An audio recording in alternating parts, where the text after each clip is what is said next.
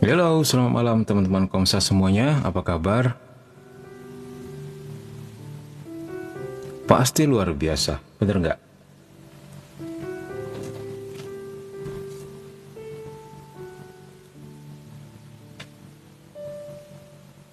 Thank you for like and share.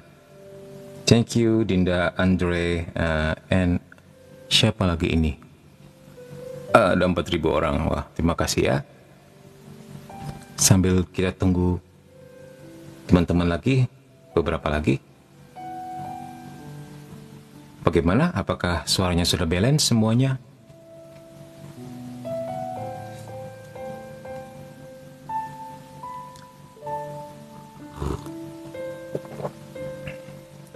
Wow, 10 orang.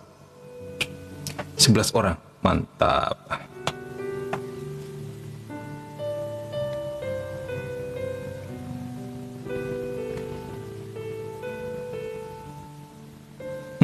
Segera komen-komen ya kalau semuanya sudah balance. Musiknya balance, vokalnya balance. Segera kita akan mulai. Ikan sepat, ikan gabus makin cepat, makin bagus.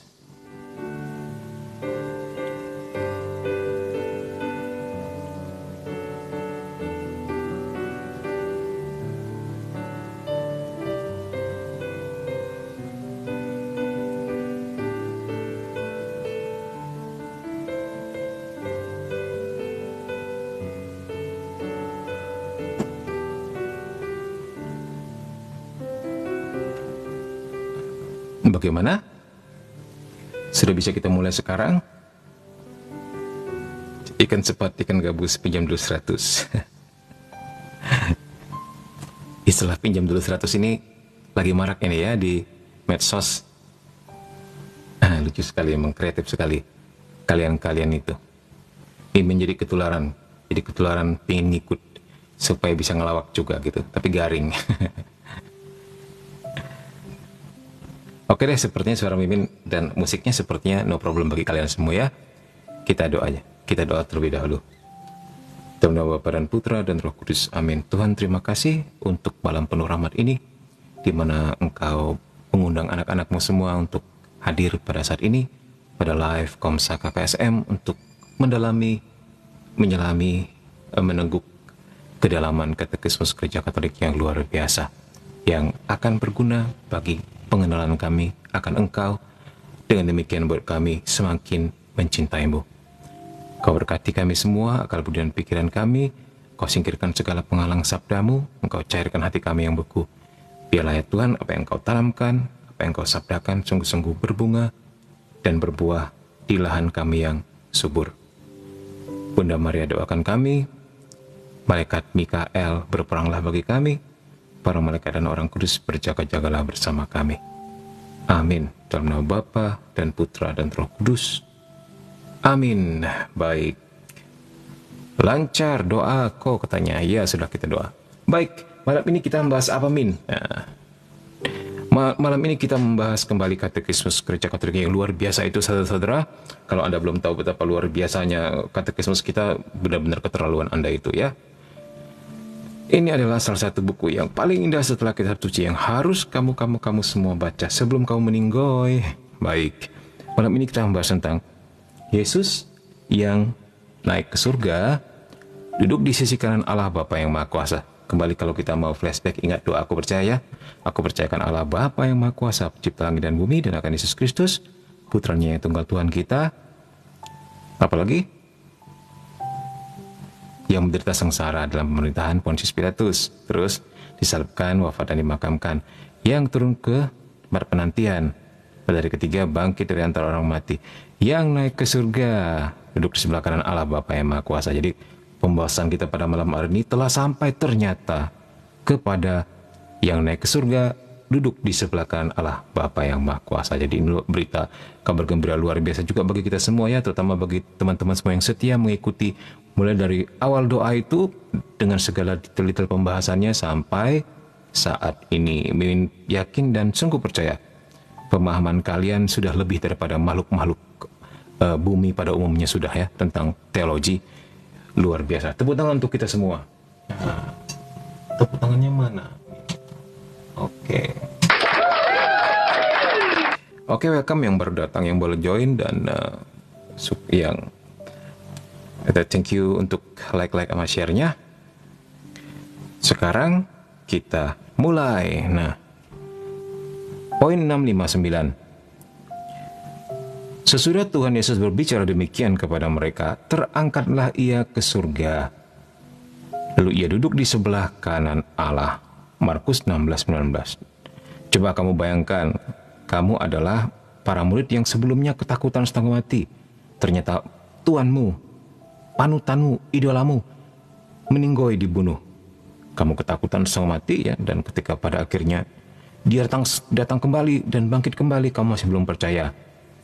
Dan ketika kamu mulai percaya, dia mengajarkan banyak hal kepadamu. Tiba-tiba belum lepas segala keajaiban itu, dia malah terangkat ke surga di depan matamu. Itu benar-benar sebuah kejadian yang luar biasa, membekas dan pasti mengubah hidupmu. Begitu cara mengalami kitab suci. Kita memposisikan diri kita berada di sana, dan itu sungguh luar biasa efeknya bagi jiwa kita. Nah, Mimin anjurkan kalian nonton film The Chosen di Angel Studio ataupun di aplikasi Android atau iOS. Install saja aplikasinya The Chosen. Nah, itu bisa nonton free. Jadi film ini memang benar-benar bagus sekali menceritakan tentang, terutama film The Chosen itu sendiri ya. Karena di Angel Studio itu ada banyak film. Tapi kalau di aplikasi The Chosen itu sendiri, filmnya cuma satu, The Chosen itu sendiri, dan free.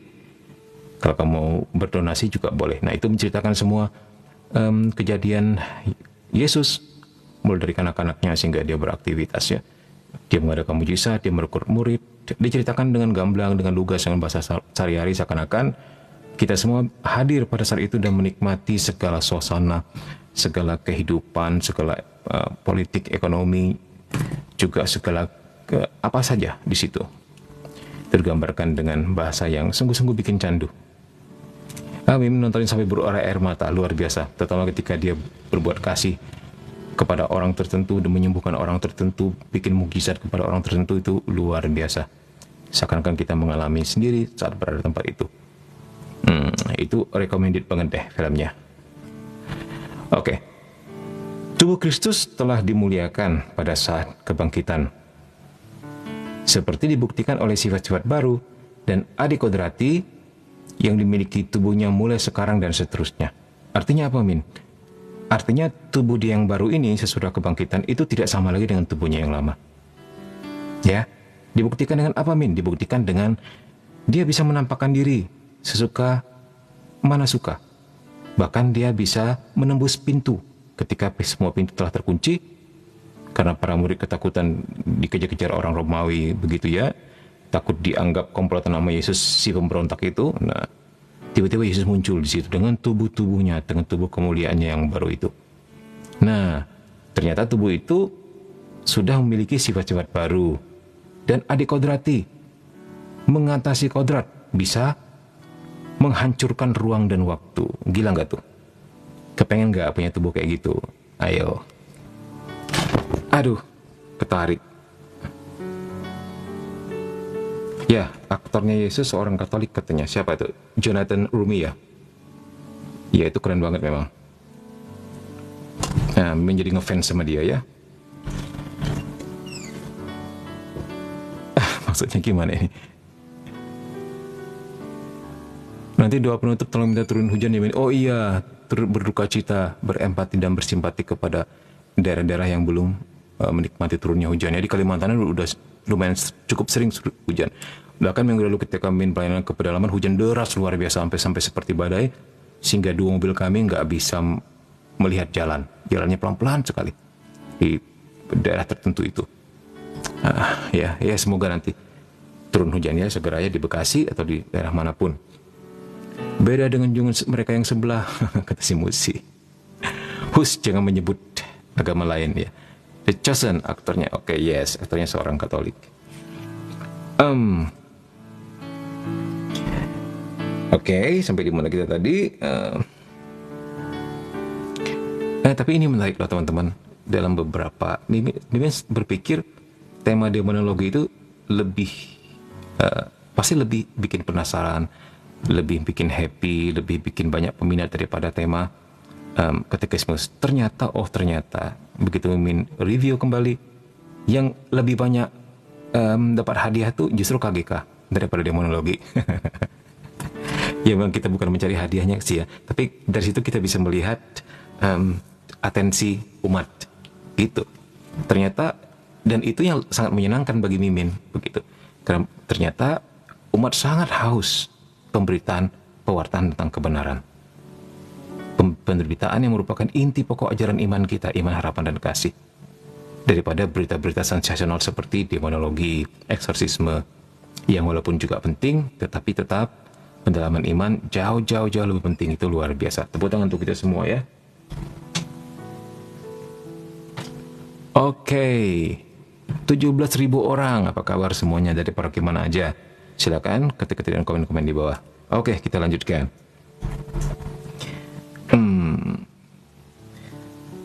Oh ya, tadi pertanyaan Mimin. Kepengen nggak punya tubuh kemuliaan?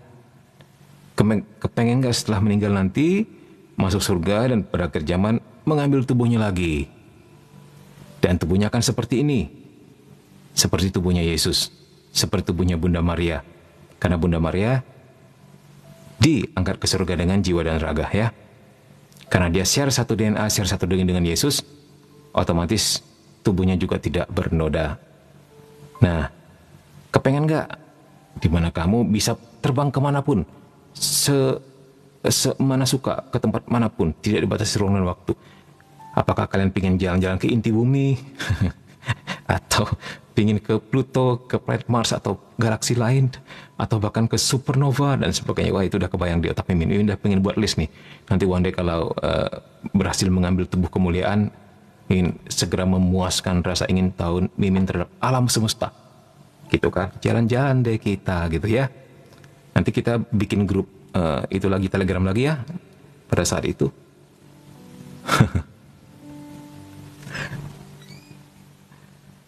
Oke.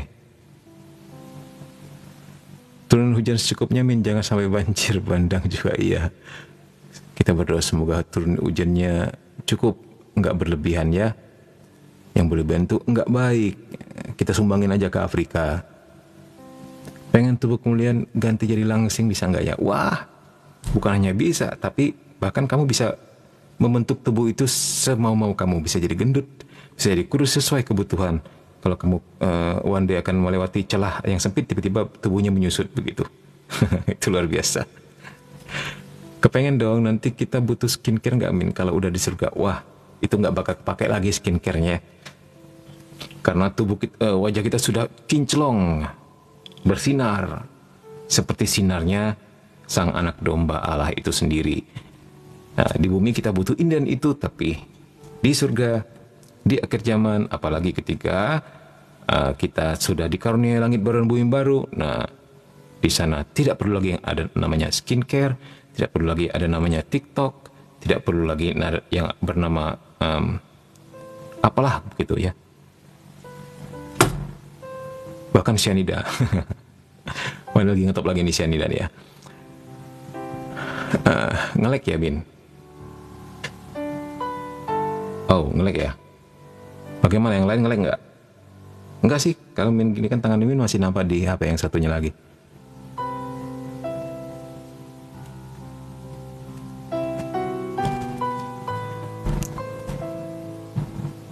Sepertinya lancar-lancar saja ya.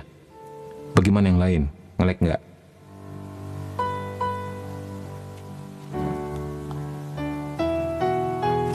Lancar Jaya?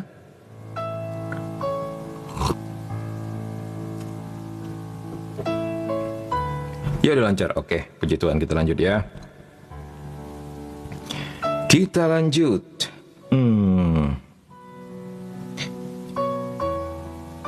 Ya. Tubuh Kristus telah dimuliakan pada saat kebangkitan, seperti dibuktikan oleh sifat-sifat baru dan adi kodrati dimiliki tubuhnya mulai sekarang seterusnya. Ya tadi sudah kita bahas. Tetapi selama 40 hari, di mana ia dengan ramah makan dan minum bersama murid-muridnya. Wah, bisa makan juga ternyata tubuh kemuliaan itu ya, bahkan bisa minum. dan mengajarkan mereka mengenai kerajaan Allah, kemuliaannya, mengajarkan mereka mengenai kerajaan Allah. Ya, banyak hal yang diajarkan Yesus sebelum dia bangkit, ya. Kemuliaannya masih terselubung dalam sosok tubuh seorang manusia biasa. Ya, jadi masih ada misi ternyata dia setelah kebangkitannya, belum langsung kembali ke surga. Jadi dia masih mengajarkan ini dan itu. Di sini dikatakan kemuliaannya masih terselubung dalam sosok tubuh seorang manusia biasa. Ya, begitulah. Ya, jadi dia belum naik ke atas nih ceritanya, masih jalan-jalan. Banyak hal yang perlu dia bereskan ternyata, terutama untuk penguatan dan peneguhan kepada para murid dan juga kepada pengikut-pengikut yang lain. Penampakan Yesus lantas berakhir dengan masuknya kodrat manusiawinya secara definitif ke dalam kemuliaan ilahi, ya. Maksudnya penampakannya berakhir ketika dia naik, begitu ya. Jadi dia naikkan dengan jiwa dan raganya. Jadi raganya ini definitif masuk ke dalam kemuliaan ilahi yang dilambangkan oleh awan dan langit. Nah, jadi sekarang Yesus kembali ke surga lagi, tetapi dengan membawa tubuh, membawa fisik, membawa raga yang dimuliakan juga bersama dirinya yang ilahi. Dan ini luar biasa konsekuensinya bagi kita. Kenapa? Ketika dia mengambil rupa manusia, kemudian dia mengangkat raga manusia ini ke dalam kemuliaan Allah Tritunggal. Artinya apa? Artinya kita pun dikaruniai rahmat yang sama sebagai manusia, bahwa manusia diangkat, dimuliakan sampai pada tingkat ilahi. Ini artinya sangat besar di sana bagi kemanusiaan kita. Nah, seandainya Yesus mengambil tubuh rusa dan kemudian rusa itu yang diangkat ke surga, rusa dong yang dimuliakan, bukan kita, gitulah maksudnya ya. Jadi, dia memilih manusia, bukan rusa, bukan ikan, bukan belut, bukan apalagi sih namanya, kuda, begitu ya. Dia pilih manusia. Artinya manusia dimuliakan, ditinggikan olehnya, ya. Dimasukkan juga ke dalam misteri Allah Tritunggal. Sampai sini pasti paham.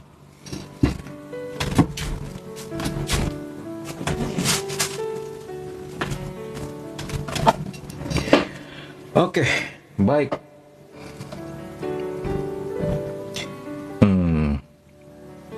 Di sana Yesus duduk di sebelah kanan Allah. Ya, jadi setelah dia kembali ke surga, dia duduk di sebelah kanan Allah. Itu semua ada artinya, nanti kita bahas. Sebagai kekecualian dan hanya satu kali, ia menunjukkan diri dalam suatu perumpamaan terakhir kepada Paulus. Seperti kepada anak yang lahir cacat, kata Paulus di 1 Korintus 15:8. Dan kemudian yang cacat itu dijadikan baru dan bahkan dijadikan rasul oleh Yesus. Ini peristiwa ketika Yesus menampakkan diri kepada Saulus yang kemudian menjadi Paulus, ya. Nah, itu dia. Kecuali satu itu saja. Dia menampakkan diri setelah duduk di sebelah kanan Allah, begitu maksudnya. Nah, sebagai manusia. Oke, 660.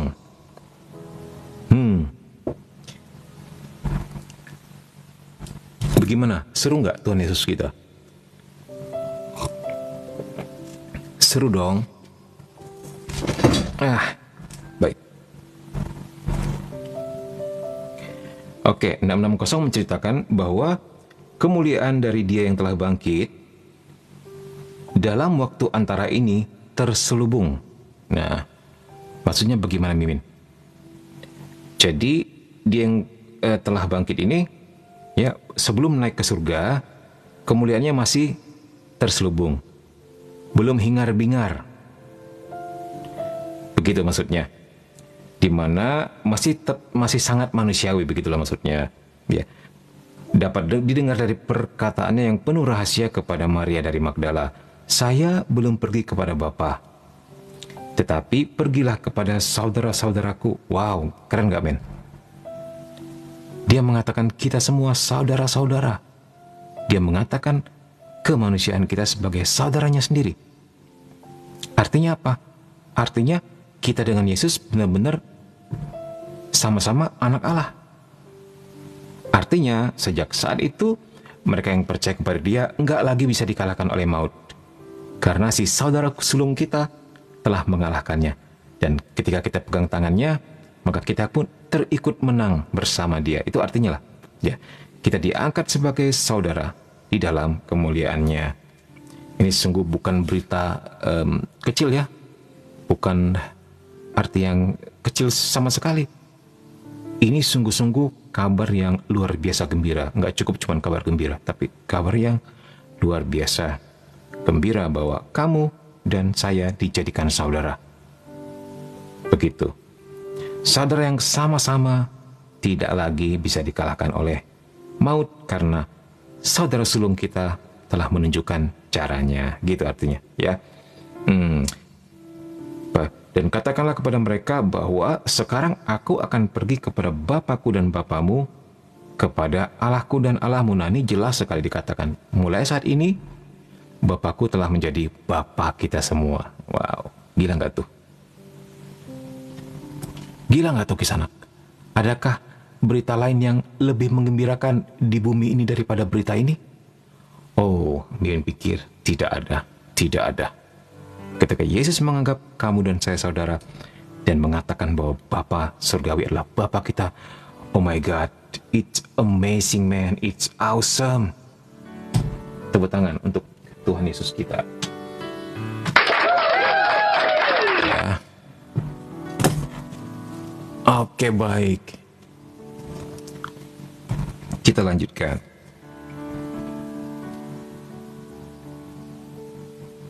Sampai di mana kita tadi? Ya, ini menunjukkan bahwa kemuliaan Kristus yang bangkit belum bersinar dengan jelas seperti kemuliaan Kristus yang ditinggikan di sebelah kanan Bapa.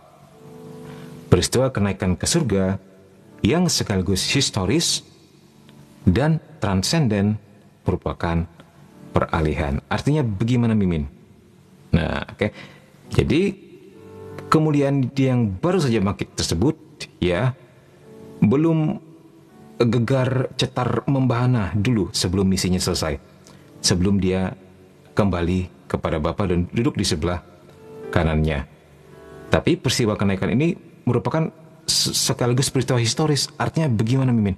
Historis itu artinya terdapat di dalam sejarah, bukan isapan jempol belaka, bukan cerita dongeng belaka, bukan karangan manusia karena penulisnya bukan hanya dari sumber kekristenan, tetapi juga dari sumber di luar kekristenan. Jika ada satu tokoh yang diceritakan oleh semakin banyak orang, baik dari sumber kekristenan maupun sumber yang di luar kekristenan, itu semakin membuktikan bahwa tokoh itu valid dan benar-benar ada. Ya. Kalau ada seorang tokoh yang tidak temukan berita lainnya di luar sumber daripada kelompoknya atau golongannya itu sendiri, itu bisa diragukan keberadaannya dan eksistensinya. Karena bisa jadi dia ngarang sendiri, bahkan suruh orang menulis, suruh orang mengarang, begitu kan. Nah, jadi historis tetapi juga sekaligus transenden. Transendennya apa? Itu melampaui hal-hal adikodrati.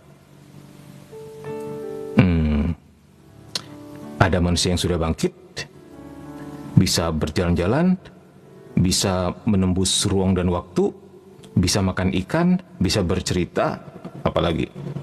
Dan ketika dia bangkit naik, itu juga tidak terkatakan. Tidak ada words untuk mengatakan bahwa ini benar-benar bukan manusia. Dan pada saat ini terjadi, itu merupakan sebuah peristiwa peralihan dari dia yang telah bangkit, yang belum dimuliakan dan belum duduk di sisi kanan Allah, ke keberangkatannya ke surga. Ya, puji Tuhan, 2014 lalu Mimin berkesempatan ya berkesempatan ke Holy Land dan pergi, sempat hadir di bukit apa gitu, Mimin lupa namanya, untuk melihat. Di situ dikatakan konon disinilah tempat Yesus terakhir kali berpijak sebelum dia terangkat ke surga. Jadi terangkat ke surganya dari tempat itu. Nah ya, kita bisa lihat di kitab suci. Oke, poin berikutnya. Poin 661. Oke. Nggak ngelek kan? Lancar ya? Wow, 13.000 orang. Thank you. Langkah terakhir pemulihan ini berhubungan erat dengan yang pertama. Maksudnya bagaimana, Mimin? Artinya, dengan turunnya dari surga, dalam penjelmaannya menjadi manusia, ya, dan hanya dia yang datang dari Bapa dapat kembali kepada Bapa, yaitu Kristus. Itu yang dimaksud dengan permuliaan ini berhubungan erat dengan yang pertama. Ya, tidak ada seorang pun yang telah naik ke surga selain daripada dia yang telah turun dari surga, yaitu anak manusia itu sendiri. Yohanes 3:13. Ya, begitu berhubungan eratnya, ya. Dia turun dan naik. Dia menurunkan dirinya sendiri, dia menaikkan dirinya sendiri. Karena dia Tuhan. Diserahkan kepada kekuatan kodratinya. Kodrat manusiawi tidak dapat masuk ke dalam rumah Bapa. Jadi maksudnya begini, kalau manusia hanya mengandalkan kekuatan kodratnya saja, nggak akan pernah mungkin dia sampai ke rumah Bapa. Kalau sungguh-sungguh hanya bergantung, hanya mengandalkan kekuatan kodrat, begitu, nggak akan mungkin sampai ke rumah Bapa dan nggak akan mungkin masuk ke dalam kehidupan dan kebahagiaan Allah. Begitu ya, hanya Kristus dapat membuka pintu ini untuk manusia. Sebagai saudara sulung tadi, dia yang turun dari surga mengambil bentuk seorang manusia untuk kemudian memuliakan kemanusiaan itu dan membawanya ke atas kembali dengan raganya. Itu sebenarnya apa artinya, Min? Dia membuka pintu untuk kita yang adalah saudara-saudaranya. Ingat tadi, dia sebagai saudara sulung ya. Nah, artinya ia memberi harapan kepada anggota-anggota tubuhnya, yaitu kita. Ingat, kita semua adalah tubuh Kristus. Kristus pemimpin kita dan kita adalah anggota-anggotanya. Ia memberi harapan kepada anggota-anggotanya supaya apa, Min?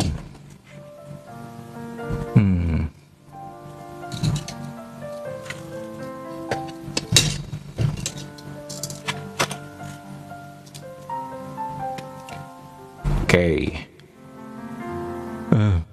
Supaya mengikuti dia ke sana, kemana ia mendahului mereka sebagai yang pertama. Ya, ini terungkap dalam prefasi kenaikan Tuhan ya. Oke, sering ngelek perangkat saya katanya. Waduh, mungkin mesti ganti modem tuh. Kemarin Mimin juga ngelek ya. Bahkan hampir 2 minggu Mimin punya salah satu HP itu bermasalah dengan wifi rumah. Begitu dibawa keluar pakai wifi yang lain, bagus, connect gitu. Kenapa gitu kan?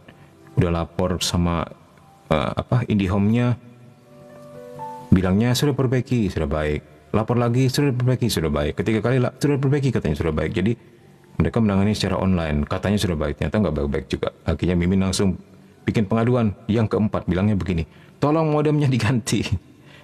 HP saya bermasalah dengan modem rumah, sementara di luar baik-baik saja. Nggak berapa lama datang tuh petugas bawa modem. Puji Tuhan, udah diganti yang lebih bagus ya. Dan sekarang puji Tuhan nggak bermasalah. Ya siapa tahu itu masalah modem, free, gratis. Ganti modem yang terbaru. Nah, modem terbaru ternyata ada yang terbagi menjadi dua channel, 2,5G sama 5G. Wow, mantap. Oke deh, kita lanjut. Kok larinya sampai ke modem? Modem yang naik ke surga gitu. Ya, bagi yang pengen join Telegram kita untuk ngechat atau untuk ngopi-ngopi di sana, silakan Komsa KKSM online seperti yang di share oleh Bang Andre. Apa ini? Baik. 662. Yesus pun berkata, dan aku, apabila aku ditinggikan dari bumi, aku akan menarik semua orang datang kepadaku. Yohanes 12:32. Dan ini dia genapi. Dia genapi sungguh ya. Ditinggikan pada salib, berarti pula ditinggikan waktu kenaikan ke surga. Dan peninggian pada salib sekaligus memaklumkan kenaikan ke surga itu. Jadi maksudnya sama-sama ditinggikan. Ditinggikan di salib dulu, sebelum pada akhirnya ditinggikan naik ke surga. Itulah permulaannya. Jadi permulaannya salib dulu, baru ke surga beneran. Yesus Kristus, Imam Tunggal, Perjanjian Baru dan Abadi. Nah, dikatakan Imam Tunggal loh, untuk Perjanjian Baru dan Abadi. Jadi kita mengenal namanya imam-imam, nabi-nabi yang banyak dari Perjanjian Lama ya. Tapi untuk Perjanjian Baru, imamnya hanya satu dan tunggal, yaitu Yesus Kristus. Tunggal dan abadi. Jadi, dia bukan masuk ke dalam tempat kudus buatan tangan manusia, tapi ke dalam surga sendiri untuk menghadap hadirat Allah guna kepentingan kita. Ibrani 9:24. Wow. Begitu dikatakan guna kepentingan kita manusia, Mimin langsung merinding. Kenapa? Sepertinya semua apapun di alam semesta ini hanya diciptakan untuk manusia. Itu sungguh-sungguh ajaib. Apa Tuhan nggak punya pekerjaan lain gitu loh? Kalau kita pikir ya, kok dia sangat konsen kepada manusia, menyelamatkan bahkan sampai menderita untuk kita semua. Itu sungguh sebuah apa sih namanya itu ya? Sebuah obsesi yang gila, yang nggak masuk akal. Apakah cinta memang harus seperti itu ya? Kan kita jadi mikir, kalau cinta ternyata seperti itu, berarti cinta kita ini sangat tidak sempurna dibanding cinta yang seperti itu. Karena seluruh hidupnya hanya memikirkan kita. Itu kan benar-benar bombastis guys. Ya, no words, tidak ada words untuk bisa menggambarkannya.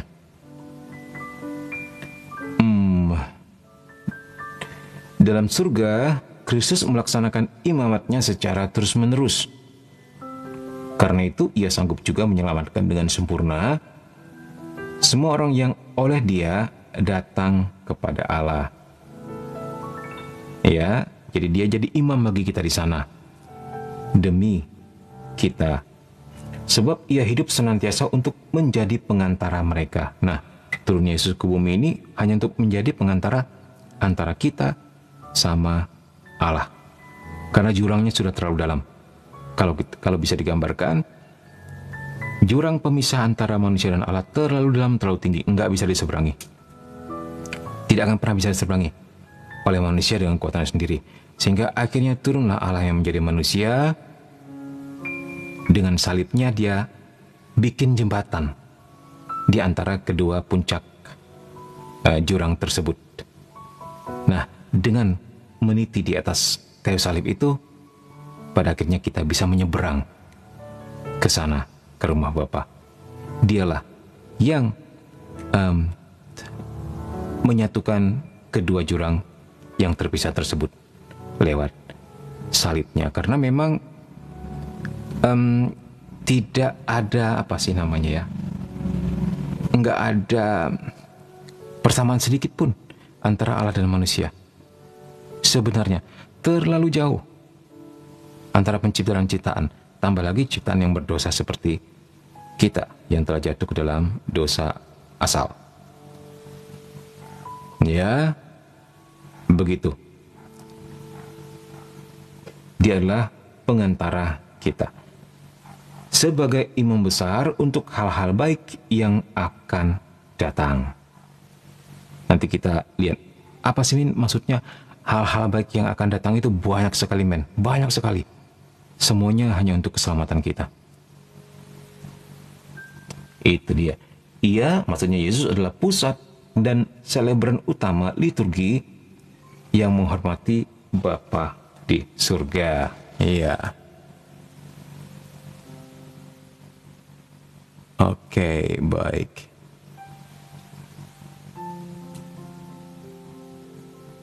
Apa ini? Min sekali buat room diskusi private dong di Zoom. Enggak apa-apa di Telegram juga. Yang seperti telah kita bikin juga enggak apa-apa. Boleh kalau mau sharing-sharing di situ ya. Takutnya kebanyakan room malah nanti terbengkalai.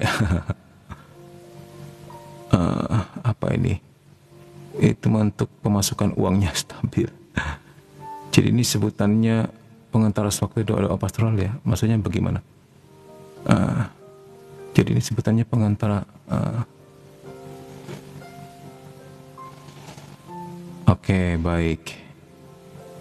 Ya puji Tuhan kita kedatangan seorang magic yang mendengarkan pewartaan ini.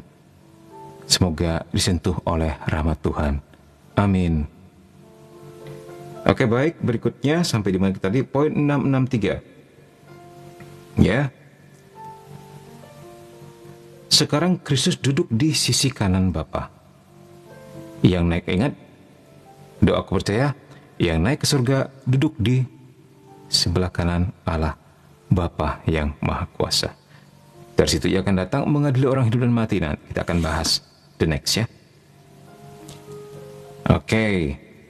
Dengan ungkapan di sisi kanan Bapa, kita mengerti kemuliaan dan kehormatan Allah, di mana Putra Allah yang sehakikat dengan Bapa hidup sejak kekal, dan di mana ia sekarang setelah dalam waktu terakhir ia menjadi daging, juga secara badani pada akhirnya karena dagingnya turut dimuliakan. Nah, seperti yang sudah dikatakan ya, ketika dia kembali ke surga dengan tubuh dan raganya, dia membawa kemanusiaan kita masuk ke dalam misteri Tritunggal Maha Kudus itu sendiri. Nah, dengan juga tubuh, jiwa, dan maksudnya dengan dagingnya, dengan keilahiannya, dan juga dengan dagingnya, di mana sudah disebutkan sebelumnya, itu memuliakan kodrat manusia setinggi-tingginya ya, dibawa masuk dalam misteri Allah Tritunggal itu sendiri. Oke, 664. Duduk di sebelah kanan Bapa berarti awal kekuasaan Mesias. Nah, dikatakan di sini awal kekuasaan Mesias. Jadi kalau kita melihat penglihatan Nabi Daniel dipenuhi, maksudnya digenapi. Ini sebuah nubuat ya. Daniel 7:14 dikatakan, kepadanya diberikan kekuasaan, kemuliaan, dan kekuasaan sebagai raja. Itu maksudnya Yesus. Segala bangsa, suku bangsa, dan bahasa mengabdi kepadanya. Kekuasaannya kekal dan tidak akan lenyap, kerajaannya tidak akan musnah. Nah, kita sendiri tahu Daniel adalah sebuah kitab di Perjanjian Lama sebelum kedatangan Kristus itu sendiri. Nah, jadi inilah artinya Mesias terjanji. Seseorang yang telah dinubuatkan oleh nabi-nabi sebelumnya. Seorang yang benar-benar dinantikan dan ditunggu. Dan pada akhirnya ketika dia datang, dia menggenapi semua nubuatan itu. Dan ini terjadi. Yesuslah yang berkuasa, yang mulia, dan dia adalah Raja. Segala bangsa, suku bangsa, dan bahasa tunduk kepadanya. Kekuasaannya kekal dan tidak akan lenyap. Kerajaannya tidak akan musnah. Nah, ini yang benar-benar terjadi dan sungguh-sungguh kita alami dalam pengusiran setan ya. Di mana semua iblis mau sekuat apapun tunduk di bawah nama Yesus. Artinya apa? Artinya nama itu sungguh berkuasa men. Nggak ada yang seperti itu. Dalam nama Yesus, ngacir semua jin-jin yang jelek-jelek itu ya. Mau jin baik, jin buruk, nggak ada. Semuanya adalah demit dan setan. Semuanya takut dengan nama Yesus. Kalau dia takut dengan nama Yesus, artinya dia musuh Allah itu sendiri. Sebab yang berasal dari Allah tidak mungkin takut dengan persekutuan para kudus. Ya, dan sejak saat ini para rasul menjadi saksi-saksi kekuasaannya. Nah, saksi-saksi daripada kuasa itu sendiri. Kuasa apa, Min? Ingat, Yesus memberi kuasa apa kepada para rasul? Kepadamu kuberi kuasa untuk menyembuhkan orang sakit, untuk mengusir setan. Untuk apa lagi? Nah, dan ketika engkau berkata gunung ini pindah, dia akan pindah. Jika imanmu sebesar biji sesawi. Dan seandainya engkau tertinjak ular dan kalajengking, bahkan terminum racun maut, engkau tidak akan mati. Kuasa inilah yang dengan nyata menyertai orang-orang percaya. Dan ini tidak jarang terjadi di dalam pelayanan ya, di dalam pelayanan kita. Tuhan menyertai orang-orang percaya ini, terutama para kudus, orang suci, orang kudus, disertai dengan sekian banyak tanda dan sekian banyak mukjizat. Yang namanya orang kudus, yang namanya orang suci, pasti ada mukjizatnya, karena Tuhan pasti menyertai mereka. Ya,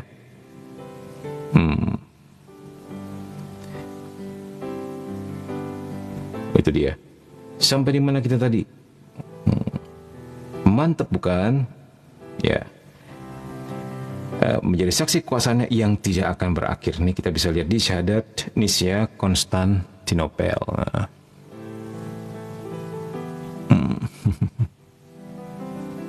Katakan apa? Yang pada menghina neraka nunggu kalian. Enggak usah didoa, jangan gitu. Mesti didoakan, ya. Bukan bukan iseng Tuhan mengirim orang-orang seperti itu ke sini ya. Setidaknya mendengarkan beberapa firman, hati mereka mulai bergejolak. Nah, misalnya tanda-tanda panas yang menyertai, itu juga sebenarnya pekerjaan Tuhan. Ada roh jahat yang sedang diusir. Nah, misalnya seperti itu, kita nggak pernah tahu. Dan kapan firman itu yang telah mereka mendengar akan berbuah di dalam jiwa mereka, kita nggak pernah tahu, kita serahkan pada Tuhan. Jadi doakan supaya mereka masuk surga, supaya mereka mendapatkan jamahan Tuhan, bukan supaya masuk neraka. Setan tambah senang ntar ya. Yes, tidak ada benih yang tumbuh sia-sia. Bahwa mereka senang berada di sini itu baik, itu bagus sekali. Ya. Oke, baik. Sampai di mana tadi? Teks-teks singkat. Seperti biasa, teks-teks singkatnya akan menyimpulkan apa yang telah kita bahas di atasnya. 665. Kenaikan Kristus ke surga menggambarkan langkah masuk yang definitif dari kodrat manusiawi Yesus ke dalam kemuliaan Allah di surga, dari mana ia akan datang kembali, tetapi untuk sementara tersembunyi bagi pandangan manusia. Ya, sudah mengerti lah pasti maksudnya ya. Oke. Salve semua. Salve. Oke. 666. Wah, ini poin bahaya nih, 666 nih. Tadi di grup ada yang nyinggung. Siapa itu? Si Lira ya? Iya, Lira kalau nggak salah dia bilang, Min, jumlah subscriber Mimin di YouTube 666 Min, gawat. Ya kadang-kadang Tuhan penuh humor juga ya. Lucu aja gitu, dibiarkan 666. Ya semoga dari 666 itu bisa berkembang menjadi 6.666. Wah, jadi 6 juta bahkan. Wah, amin, amin, amin. Oke deh. Yesus Kristus, Kepala Gereja, mendahului kita masuk ke dalam kerajaan kemuliaan Bapa, supaya kita semua sebagai anggota-anggota tubuhnya dapat hidup dalam harapan. Sekali juga akan bersama dia untuk selama-lamanya. Ya, sudah jelas. 667. Karena Yesus Kristus sudah masuk ke dalam tempat kudus di surga sekali untuk selamanya, maka ia tanpa henti-hentinya meminta sebagai pengantara yang senantiasa mencurahkan Roh Kudus ke atas kita. Ya, Apapun yang kita terima dari Bapa, semuanya adalah buah-buah daripada penebusan itu sendiri. Buah-buah daripada saudara sulung kita, buah-buah daripada imam agung kita. Dialah si sang perantara itu, ya, yang daripadanya kita dapat menikmati berkat-berkat surgawi.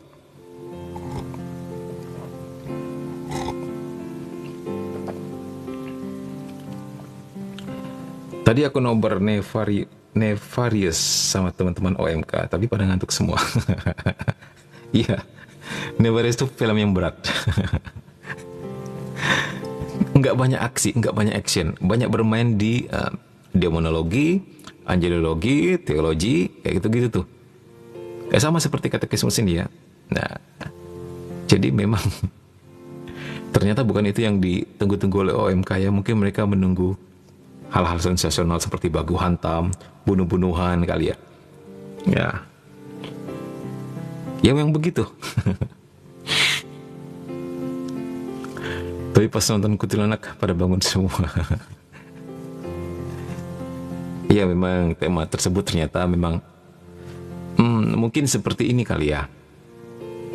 Kita waktu masih kecil, TK, SD, SMP, SMA kan wajib tuh. Jadi seluruh Indonesia atau seluruh dunia mulai mewajibkan dirinya untuk berbondong-bondong sekolah dasar, sekolah menengah, sekolah atas. Tapi begitu masuk kuliah jumlahnya makin sedikit ya.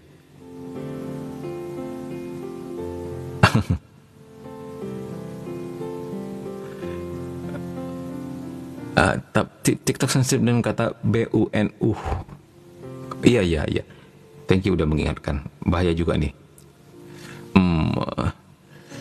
Begitu masuk S2 makin sedikit lagi orangnya. Begitu masuk S3 wah bisa dihitung dengan jari ya. Ya mungkin seperti itu. Ketika pembahasannya sudah semakin dalam, makin sepi peminat. Jadi mungkin kadang berpikir, kita masih ingat dulu masih ada juara favorit ya dalam setiap perlombaan. Ya. Nah, untuk zaman sekarang ternyata terbalik. Kalau dulu kan juara 1, juara 2, juara 3, terus juara favorit dianggap juara keempat. Zaman sekarang terbalik. Juara favorit itu adalah juara 1 karena paling favorit, paling banyak SMS-nya. Nah, jadi quality itu menjadi turun peringkat. Mereka lebih mementingkan rating, lebih mementingkan komersialisasi, yang mana yang paling lebih menguntungkan secara jumlah penontonnya, begitu kan? Kalau pikir-pikir benar juga ya. Jadi kalau orang-orang zaman dulu yang pernah menjadi juara favorit itu, zaman sekarang pasti juara 1 semua itu. Ya seperti itulah gambarannya dalam dunia komersil ya. Tapi frater yang ikut nonton malah fokus banget, dia sampai terkagum-kagum, wek. Ya pastilah kalau orang yang udah terbuka sekali untuk, atau kepengen, udah haus sekali untuk mendalami perkara teologi, demonologi, angelologi, pasti terpukau dengan Nefarious itu sendiri. Nah kalau kita lihat Nefarious itu sendiri, filmnya itu sendiri banyak sekali gangguan. Coba aja googling. Banyak sekali gangguannya ajaib-ajaib. Tidak pernah mereka alami seperti itu. Mungkin sudah lupa gangguannya bentuknya apa ya, tapi nanti coba di googling sendiri. Sepertinya ada sebuah kekuatan lain yang nggak senang film itu dirilis karena banyak mengungkap strategi mereka dalam terpetik, mereka yang tidak terlihat. Coba nanti di googling. Apakah sudah ada terjemahan bahasa Indonesianya? Nggak tahu. Mimin nonton bahasa Inggrisnya waktu itu. Lupa. Salah satunya apa ya? Mimin lupa gangguannya ya. Apakah? Aduh lupa Mimin. Benar lupa. Nanti coba dicek sendiri ya. Iya, sampai mendatangkan pastor eksorsis, benar itu. Sampai mendatangkan pastor eksorsis salah satunya. Baru semuanya menjadi lebih tenang. Walaupun nggak lepas dari gangguan juga. Artinya apa? Semakin banyak gangguan, semakin artinya berkat dicurahkan pada akhirnya. Dan setan tahu ketika pekerjaan Tuhan akan berhasil dan rahmatnya besar sekali, maka dia ganggu dulu di awal-awal dan berharap orang tersebut nggak akan meneruskan karena ketakutan, begitu. Gitu.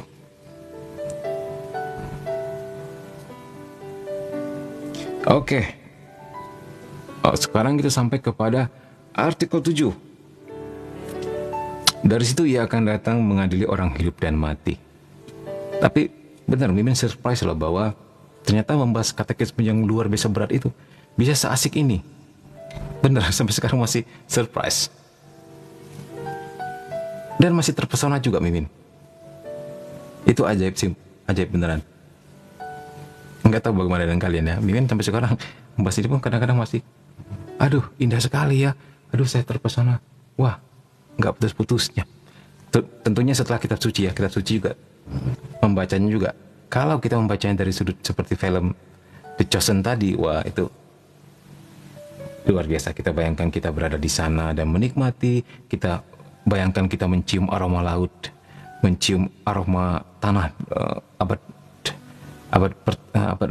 awal di Timur Tengah. Waduh, mendengarkan musiknya, sulingnya, membayangkan dombanya seperti apa, bayangkan baju-baju mereka seperti apa, nikmati itu.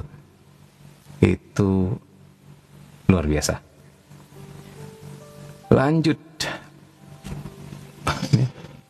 Min setelah baca katekisme coba deh langsung baca buku Kierkegaard, Work of Love. Wow, boleh deh ntar Min cari kalau ada itunya ya. Atau dikirim, kalau ada PDF-nya boleh dikirim ke grup. Lanjut, oke kita lanjut. Ia akan datang kembali dalam kemuliaan. Ya, di sini dikatakan dari situ ia akan datang mengadili orang hidup dan mati. Jadi yang hidup dan yang mati nggak peduli. Pada saat dia datang nanti, ada sebagian orang yang masih hidup. Dan orang yang sudah mati ini akan keluar dari kuburnya. Ingat? Ingat sabda itu? Ketika pengadilan akhir zaman terjadi? Serem ya, kayak film zombie keluar dari kubur.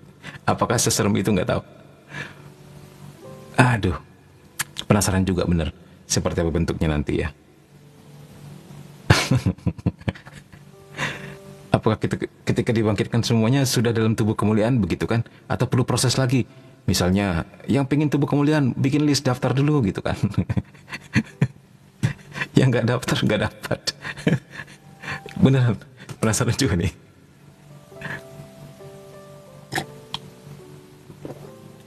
Baik kita lanjut. Kristus sudah memerintah melalui gereja. Nah ini menarik. 668. Kristus telah wafat dan hidup kembali supaya ia menjadi Tuhan baik atas orang-orang mati maupun atas orang-orang hidup. Nah, ini jelas sekali Roma 14:9 ya. Kenaikan Kristus ke surga berarti bahwa ia sekarang dalam kodrat manusiawinya ikut serta dalam kekuasaan dan wewenang Allah. Fix. Ketika dia naik surga terjadilah bahwa dia 100% manusia dan 100% Allah. Fix sudah, tidak bisa disangkal-sangkal lagi. Yesus Kristus adalah Tuhan. Ia mempunyai segala kuasa di surga dan di bumi. Ia jauh lebih tinggi dari segala pemerintah dan penguasa dan kekuasaan dan kerajaan, dan Bapa meletakkan segala sesuatu di bawah kaki Kristus. Nah, Kristus adalah Tuhan semesta alam dan sejarah. Nah, dalam dia sejarah manusia, malahan seluruh ciptaan sekali lagi dipersatukan di bawah satu kepala. Efesus 1:10. Dan secara transenden disempurnakan. Gila men. Mantap gak tuh? Allah mana seperti Allah kita? Tidak ada. Tidak ada. Jadi jangan heran, ya, jangan heran kalau dalam nama Yesus bertekuk lututlah. Segala sesuatu, apapun itu, baik yang di surga maupun di permukaan bumi, maupun yang ada di atmosfer, maupun yang ada di bawah bumi, semuanya bertekuk lutut di bawah nama itu. Baik yang kelihatan maupun yang tidak kelihatan, hancur lebur, berhadapan dengan nama Yesus. Itulah sebabnya nama ini penuh kuasa. Bagi orang yang percaya, nama itu bisa kita pakai untuk menyembuhkan orang sakit. Kita pakai untuk mengusir setan, mengusir segala insomnia dan sakit penyakit, dan apapun, atau disebabkan oleh apapun, seturut tentunya kehendak Tuhan, ya. Oke, baik, thank you yang udah like, share, dan kasih give. Anda semua lucu-lucu dan luar biasa. Kita minum sebentar.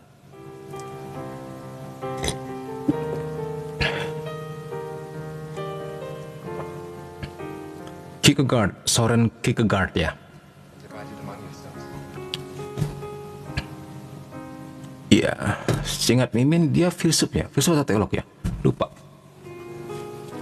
Boleh tuh kalau punya,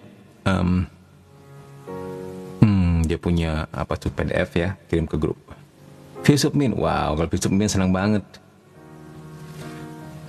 mantep tuh.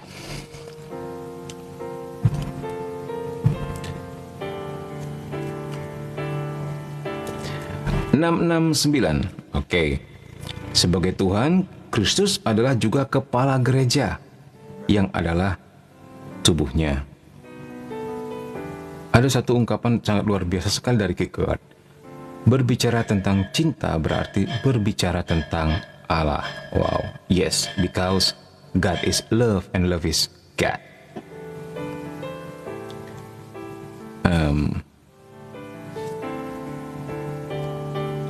Walaupun ia telah diangkat dan dimuliakan di dalam surga, diangkat dan dimuliakan tanda petik ini ya, karena dia sendiri yang mengangkat dan memuliakan dirinya sendiri dalam kapasitasnya di dalam Allah Tritunggal, ya. Karena ia telah menyelesaikan perutusannya secara penuh, namun ia tinggal di dunia dalam gerejanya. Ya, jadi walaupun dia telah naik ke surga, tapi dia tetap tinggal di dunia di dalam gerejanya, maksudnya begitu. Jadi, bagaimana caranya untuk mendekati Kristus? Masuklah ke dalam gerejanya. Temukan Kristus dalam sakramen-sakramennya. As simple as that. Penebusan adalah sumber otoritas yang Kristus jalankan dalam gerejanya berkat Roh Kudus. Ya, mengertilah maksudnya ya. Gereja atau kerajaan Kristus yang sudah hadir dalam misteri adalah benih dan awal kerajaannya di dunia ini. Nah, ini yang menarik. Kamu ingat ketika Yesus mengusir setan, setannya bilang apa? Mau apakah engkau daripadaku, hai anak Allah yang maha tinggi?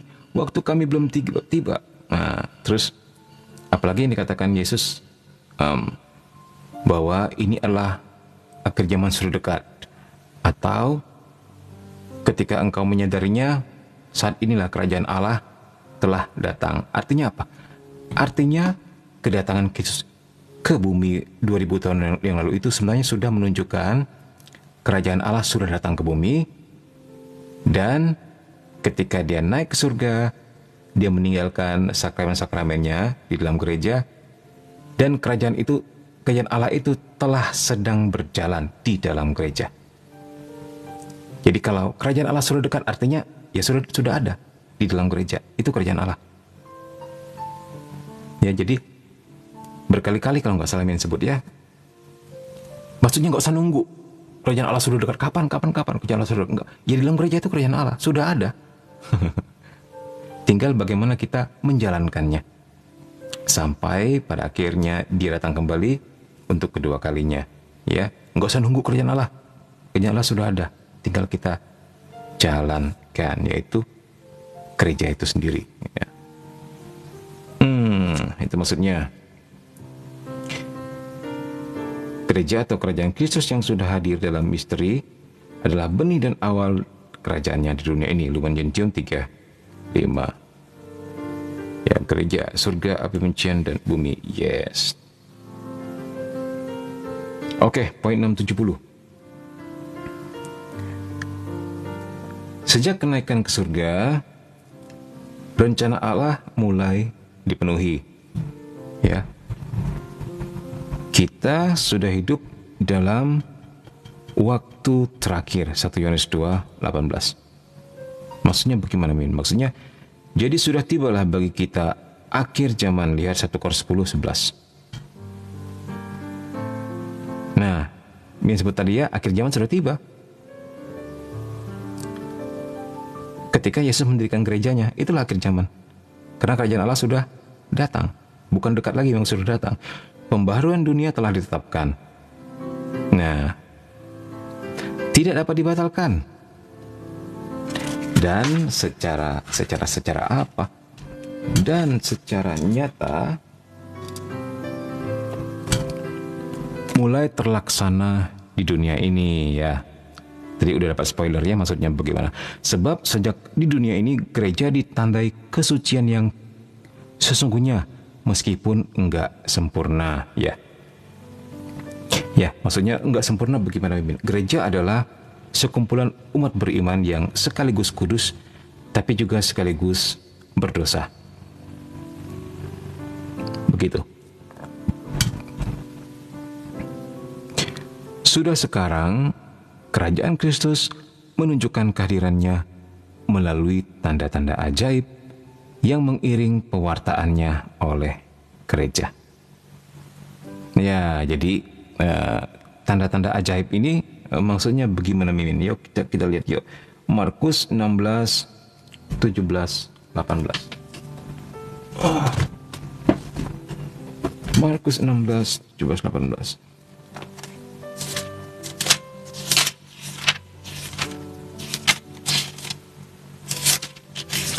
Markus 16, 17, 18. Ya.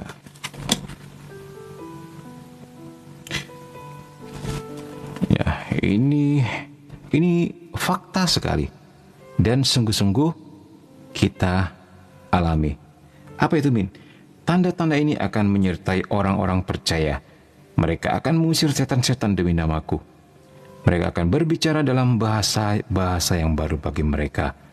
Mereka akan memegang ular, dan sekalipun mereka minum racun maut, mereka tidak akan mendapat celaka. Mereka akan meletakkan tangannya atas orang sakit, dan orang itu akan sembuh. Wow nggak tuh? Wow nggak tuh? Wow dong. Mantap kan? Itu tanda-tanda yang ajaib, yang mengiringi pewartaannya oleh gereja. Bagaimana, Min, supaya kita bisa menggenapi firman itu? Ya, menjadi percaya, menjadi orang yang percaya. Sama seperti saat ini ya. Dan pede dengan iman kita. Setidaknya kita mewarta di antara keluarga kita dulu, teman-teman, baru kemudian orang lain. Misalnya ada yang sakit, pertolongan pertamanya bukan langsung pergi ke rumah sakit, didoakan dulu. Begitu. Dalam nama Yesus, segala sakit penyakit pergilah dari tubuh ini. Misalnya doa sederhana seperti itu. Lebih baik lagi kalau tahu sakit penyakitnya, misalnya dalam nama Yesus, sakit gigi ini atau pusing ini atau nyeri-nyeri ini, pergilah, kami usir pergi. Misalnya hal-hal singkat seperti ini. Tapi kita padukan dengan kuasa nama Yesus dan kita perintahkan. Ya. Setelah itu kita tinggal pertolongan kedua, yaitu boleh ke dokter. Tapi yang pertama dan utama adalah gunakan tanda-tanda ajaib ini. Gunakan penyelenggaraan ilahi yang telah Tuhan Yesus tinggalkan untuk gerejanya. Jangan sampai kita kehilangan karunia ini. Banyak sekali orang Kristen, terutama orang Katolik, seperti ayam yang mati di lumbung beras. Tidak menyadari, atau bahkan mungkin nggak mau tahu kali, betapa dahsyat dan luar biasanya gerejanya. Ya, sayang sekali kisah anak. Sekarang, mulai saat ini, kita mau merubah semua itu. Kita pakai, kita manfaatkan segala fasilitas surgawi. Fasilitas surgawi pakai F. Oke, kita lanjut. Sampai segala sesuatu ditaklukkan kepadanya. Maksudnya bagaimana, Mimin? Oke, maksudnya begini. 671. Kerajaan Kristus sudah ada dalam gereja. namun belum diselesaikan oleh kedatangan Raja di bumi. Dengan segala kekuasaan dan kemuliaan. Maksudnya bagaimana, Mimin? Jadi begini, gereja ini masih diserang oleh kekuatan-kekuatan jahat, walaupun mereka sebenarnya sudah dikalahkan oleh Paskah Kristus. Jadi walaupun sebenarnya maut ini udah dikalahkan ya, di mana manusia yang percaya kepada Kristus nggak lagi beroleh kematian abadi, tetapi diselamatkan di surganya, surga Kristus. Tetapi bahwa tetap masih diserang saja gereja kita ini semasa masih berziarah. Walaupun mereka sebenarnya, ini sudah tadi ya, sampai segala sesuatu ditaklukkan kepadanya ya. Jadi nanti sampai akhir zaman, maksudnya begitu. Sampai nanti terwujudkan langit baru dan bumi baru yang diwarnai keadilan. Gereja yang tengah mengembara, yaitu kita semua ini ya, yang masih hidup ini, dalam sakramen-sakramen serta lembaga-lembaganya yang termasuk zaman ini, mengemban citra zaman sekarang yang akan lalu. Jadi kita ini sebenarnya mencitrakan zaman ini yang akan berlalu, yang akan fana juga. Kitalah sekarang, saat ini. Kita berada di tengah alam tercipta yang kini sedang berkeluh kesah dan menanggung sakit bersalin. Nah, barusan tadi disebut Andrea, gereja ada 3, surga, api mencian, dan bumi. Nah, kita di bumi yang masih berjuang, yang masih menderita, yang masih jatuh bangun. Seperti orang sakit bersalin katanya, serta merindukan saat anak-anaknya, merindukan saat anak-anak Allah dinyatakan. Oleh karena itu, orang Kristen berdoa, terutama dalam perayaan Ekaristi, supaya kedatangan kembali Kristus dipercepat. Wah, tidak sabar lagi nih.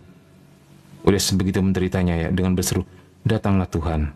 1 Korintus 16:22, juga di Wahyu 22, 17, 20. Tahu kan lagunya? Datanglah Tuhan, datanglah. Datanglah Tuhan, datanglah. Ku sedih Tuhan, dan sebagainya. Kumbaya ya. Nggak tahu arti kumbaya itu apa ya. Min juga belum searching nih. Coba sambil searching arti kumbaya itu sendiri apa sih? Kok judulnya kumbaya?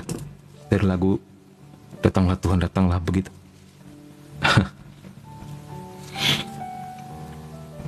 Oke. Kita lanjut ya. Semoga nggak tambah pusing. Itu lagu papa saya banget, kata Dinda. Ya, lagu-lagunya orang tua. Jangan-jangan papanya Dinda seumuran sama Mimin.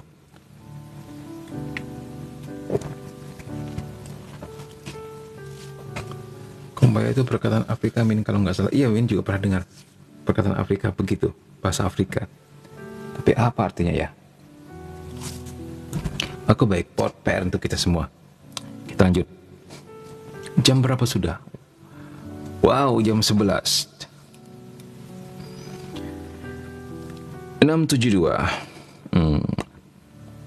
Sebelum kenaikan Yesus ke surga, Kristus mengatakan bahwa waktunya belum tiba untuk mendirikan dengan mulia kerajaan mesianis yang dinanti-nantikan Israel.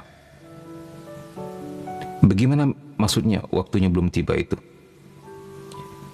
Maksudnya belum tiba kerajaan seperti yang ada di kepala atau ada di bayangan orang Israel ketika Sang Mesias itu datang dengan pasukan perang sebagai kekuatan politik, sebagai raja, begitu loh. Jadi berbeda ya harapan orang Israel dengan kenyataan ketika si Mesias ini ternyata datangnya dalam rupa bayi yang miskin papa di kandang yang hina, bahkan mati disalib. Bertolak belakang sekali dengan apa yang mereka inginkan. Kerajaan ini menurut para nabi harus menghadirkan kekuasaan keadilan, cinta kasih dan kedamaian yang definitif untuk semua orang lah tanpa terkecuali, bukan hanya orang Yahudi saja ya. Waktu yang sekarang ini sesuai dengan perkataan Tuhan adalah waktunya roh dan waktu untuk memberi kesaksian, tetapi juga kemalangan. Maksudnya waktu kita sekarang ini ya. kita dibiarkan mengalami hal seperti ini yang adalah sebuah ujian. Dan waktu ujian oleh yang jahat, yang juga mengganggu gereja sendiri dan membuka perjuangan hari-hari terakhir. Itulah juga waktu untuk bertabah dan berjaga-jaga. Nah, jadi kita adalah gereja pejuang, gereja peziarah sedang melewati saat ini. Waktu yang sekarang ini adalah waktu untuk bertabah dan berjaga-jaga. Oh, Kumbaya, datanglah African American Spiritual Song. Mantap. Keren. Oh gitu cara bacanya, Kumbaya, datanglah. Jangan-jangan ini lagunya orang Afrika ya. Maksudnya lagu gerejanya orang Afrika yang kemudian menjadi lagu gereja universal.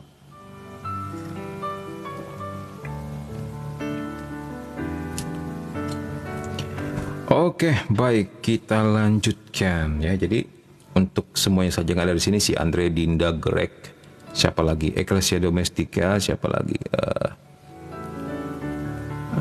Lira, siapa lagi? Siapa ya?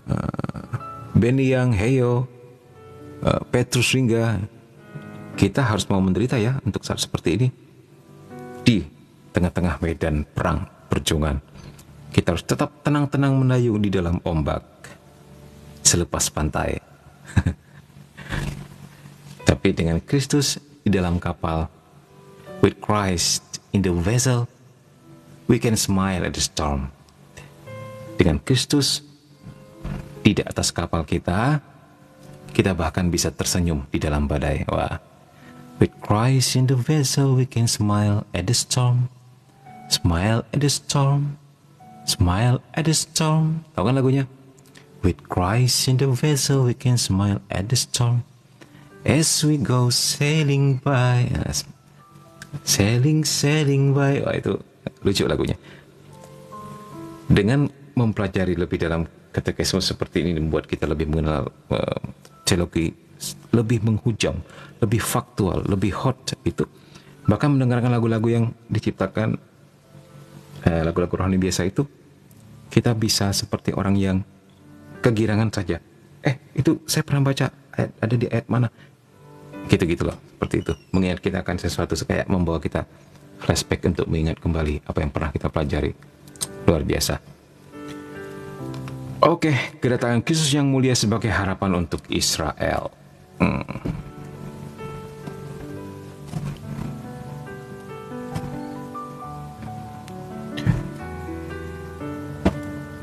Belum ya. Sejak kenaikan ke surga, terbayanglah kedatangan Kristus dalam kemuliaan. Hanya saja kita nggak tahu masa dan waktu yang ditetapkan Bapa sendiri menurut kekuasaannya. Maksudnya bagaimana, Mimin? Maksudnya Yesus udah naik ke surga nih. Ya, bahkan ada malaikat menyertai dia, dikatakan di situ kan. Dia naik di atas awan-awan. Di situ ada awan, ada langit, ada malaikat. Bagaimana ketika Yesus datang yang kedua kali nanti? Wow, nggak kebayang. Apakah malaikatnya lebih banyak? Apakah langit berubah? Apakah langit akan dipenuhi dengan bala tentara surgawi yang sambil bernyanyi Hosana bagimu dan sebagainya itu? Tunggu tanggal mainnya ya.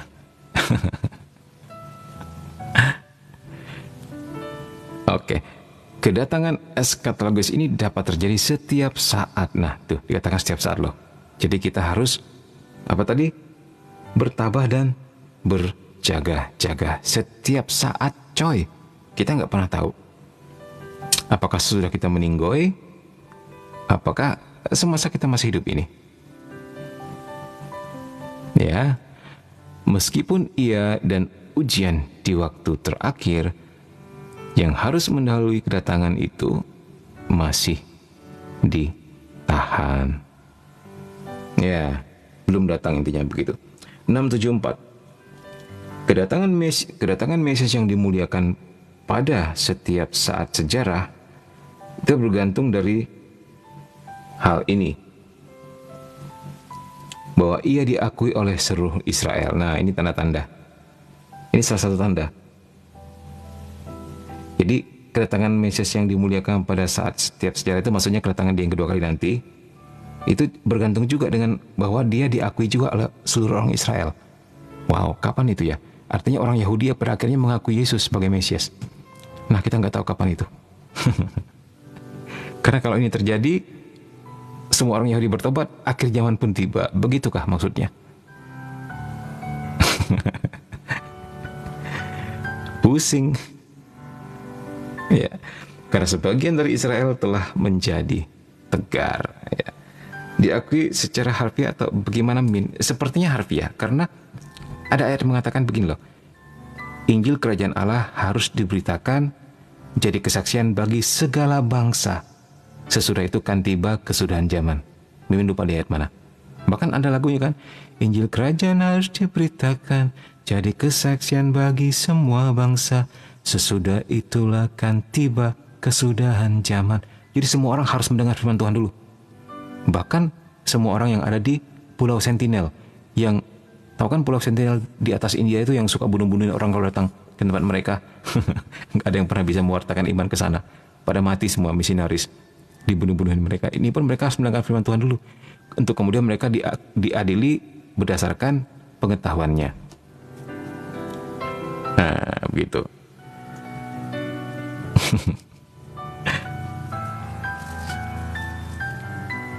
Ya.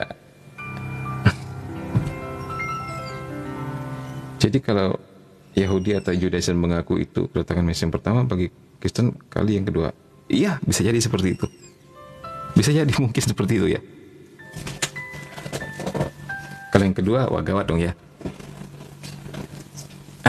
Ini juga masih merupakan misteri. Oke, nggak apa-apa. Kita simpan dulu, kita save dulu pendapat ini ya. Oke, kita lanjut ya. Karena sebagian dari Israel telah menjadi tegar, Roma 11:25. Dikatakan sebagian ini, sehingga mereka tidak mempercayai Yesus, Roma 11:20. Petrus mengatakan itu kepada orang Yahudi di Yerusalem. Karena itu sadarlah dan bertobatlah supaya dosamu dihapuskan, agar Tuhan mendatangkan waktu kelegaan dan mengutus Yesus yang dari semula diperuntukkan bagimu sebagai Kristus. Kristus itu harus tinggal di surga sampai waktu pemulihan segala sesuatu, seperti yang difirmankan Allah dengan perantaraan nabi-nabinya yang kudus di zaman dulu. Kisah 3, 19-21. Dan Paulus mengatakan yang sama seperti itu. Sebab jika penolakan mereka berarti pendamaian bagi dunia, dapatkah penerimaan mereka, maksudnya orang Israel ini ya, mempunyai arti lain daripada hidup dari antara orang mati? Nah, sengit di sini. Masuknya dalam tanda petik jumlah genap orang Yahudi ke dalam kerajaan Mesianis langsung sesudah jumlah yang penuh bangsa-bangsa lain, itu akan memberi kemungkinan kepada bangsa Israel untuk melaksanakan kepenuhan Kristus, di mana Allah menjadi semua untuk semua.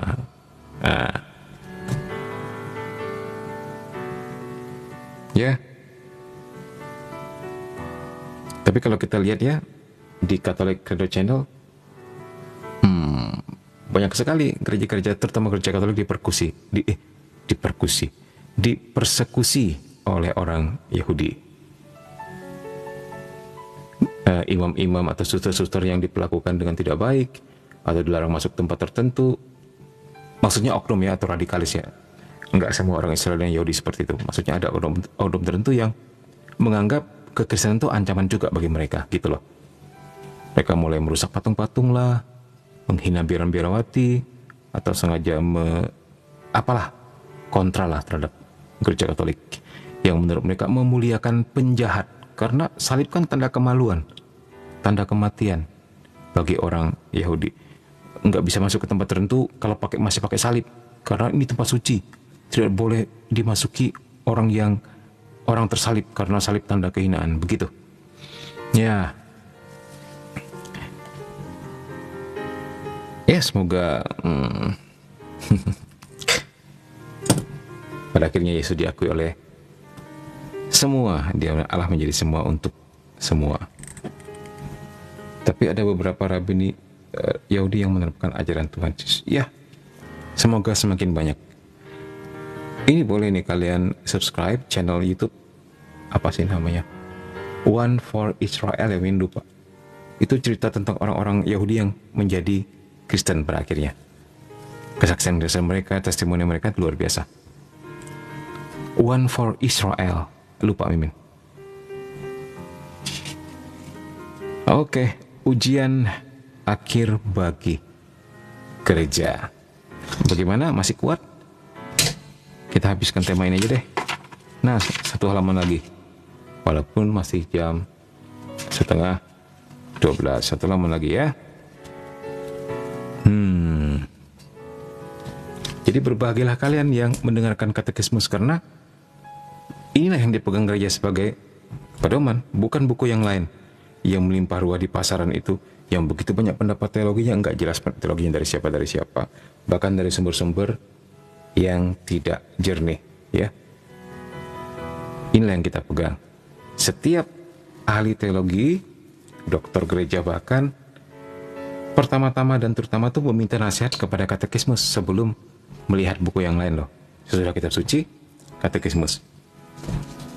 Sebelum mengambil daftar pustaka dari buku-buku yang lain. Itu kan luar biasa. Ya.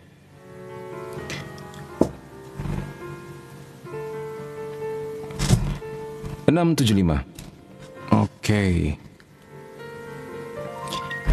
Sebelum kedatangan Kristus, gereja harus mengalami ujian terakhir yang akan menggoyahkan iman banyak orang. Yes, kita akan melalui ini.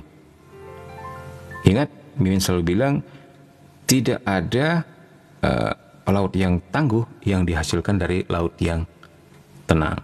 Kita akan melewati semua ini. Penghambatan yang menyertai pesiarannya di atas bumi.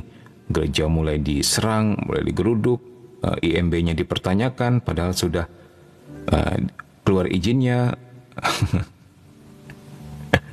Mau ibadat susahnya minta ampun, gitu ya. Mau mendirikan gereja dipermasalahkan dan sebagainya. Yaitu akan menyertai pencarian kita dan akan menyingkapkan misteri kejahatan. Ini dalam tanda petik, karena kejahatan adalah sebuah misteri, itu benar.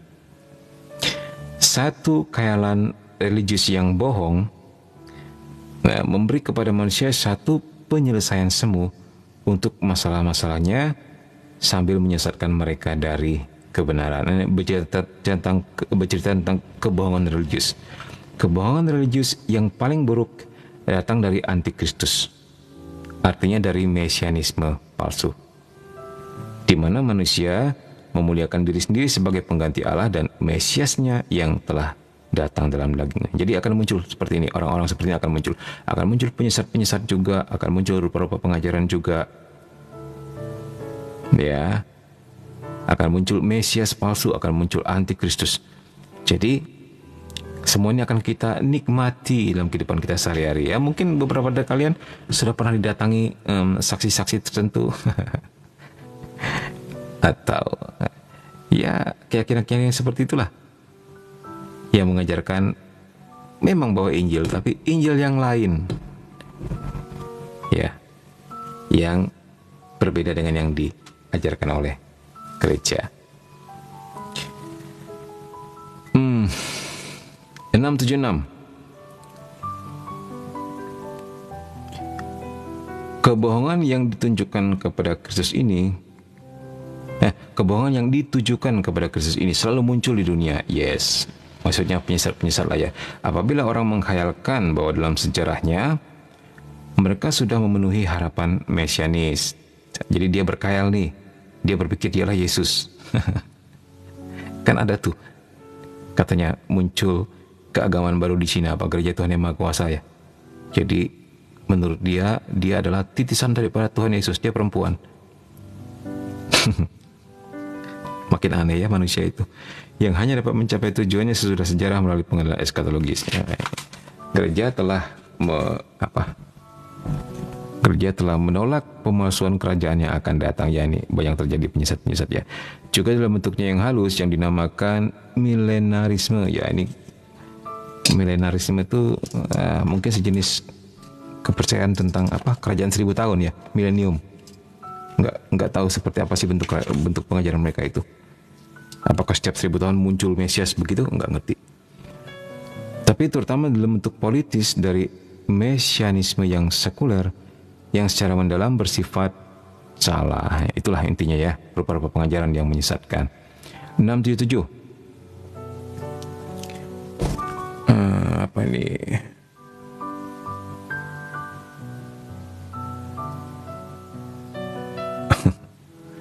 Tuh banyak tuh di Korea Selatan sekte-sekte sesat. Yes. Jehovah. Cuy. Saya mau bertanya mengenai eksorsisme. Apakah dalam eksorsisme ada beberapa aturan yang perlu dilakukan? Nah, kalau eksorsisme bukan tugas kita sebagai awam, itu tugasnya pastor ya, Flamengo ya. Tetapi kalau kamu bertanya tentang doa pengusiran setan atau doa pelepasan, boleh. Itu tugas kita sebagai orang beriman untuk membantu teman kita yang kerasukan, membantu saudara kita yang mengalami intervensi kuasa kegelapan. Oke, kalau pertanyaan kita ubah, saya mau bertanya apakah mengenai deliverance atau doa pengusiran setan atau doa pelepasan ada beberapa aturan yang perlu dilakukan? Iya, paling bagus jika orang yang terkena itu lebih dulu dibawa ke sakramen pengakuan dosa sebelum didoakan, itu lebih baik. Nah, terus pendoanya juga nggak boleh sendiri, harus tim, ya. Dan tentunya ada dua perbedaan tipe orang yang mengusir setan. Yang pertama tipe kaget, tipe dadakan. Misalnya dia pergi ke hutan lagi camping sama teman-temannya, tiba-tiba teman yang satunya kerasukan, dia kalang kabut mendoakan dalam nama Yesus. Nah ternyata berhasil juga ternyata. Tuhan pandai mengatur ini juga supaya dia nggak terlalu panik atau bagaimana ya, Tuhan menurunkan kuasanya ya. Itu pendoa tipe dadakan. Satu lagi yang pendoa memang profesional, sudah punya tim. Itu yang lebih baik. Di mana ada pembinaan juga di situ. Di mana mereka ini rutin juga mengaku dosa dan melaksanakan 10 perintah Allah dan 5 perintah gereja dan hal-hal lain.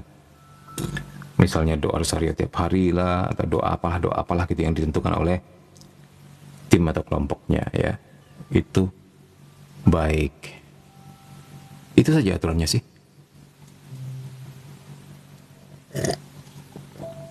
Nggak usah jauh-jauh Kak, negara sendiri juga banyak kok ya.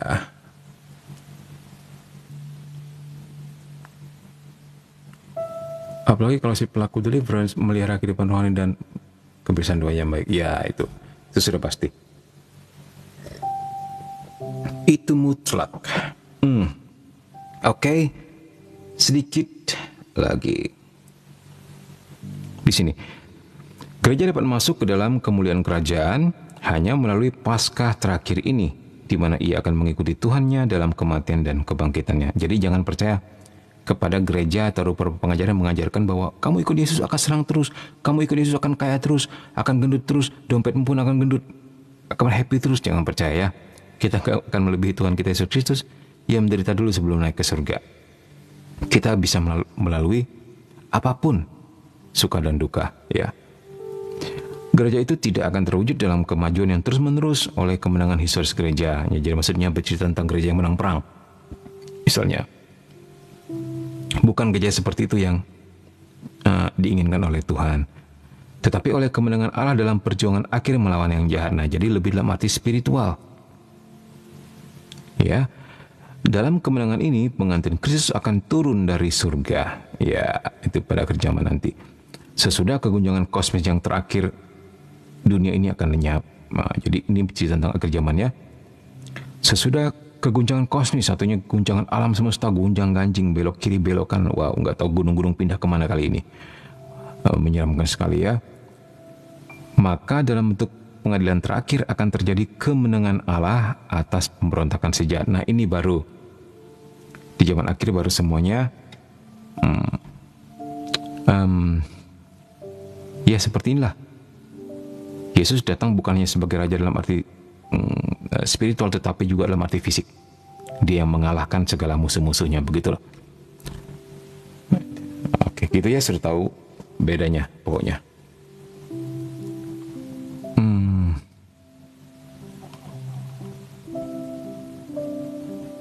Iya.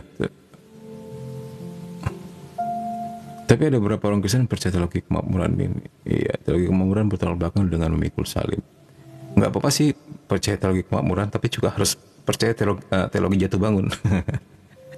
Bahwa kita bisa makmur setelah kita jatuh juga gitu.